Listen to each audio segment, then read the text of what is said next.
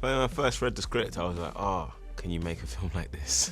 Are you allowed to make a film like this? A thriller that's dealing with social issues. If you hear like a log line of like a horror movie about interracial relationships, you go, what's that? Like, you're just gonna be like, oh, I wanna see that. I felt like there was a missing piece of the conversation, both in genre and the racial conversation. I felt like if I could address that and sort of fill that void, that something good would come from it, or something would come from it. No, no, no, no, no, no, no, no, no, no, no.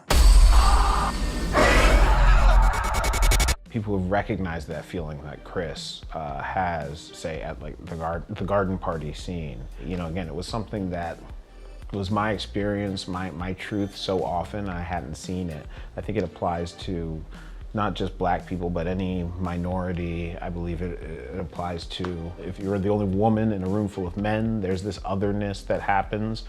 That experience when you're seen as what you are before you're seen as who you are or who you potentially are. That party scene was just like, oh, I've been at that party.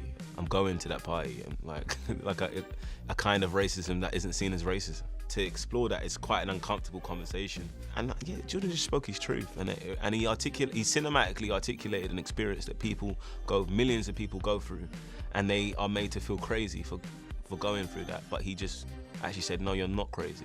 It's been a very bad year for the country and for the world. And whenever we have these times of real life horror, there's a receptiveness to freshness and fresh voices, and that makes me feel hopeful.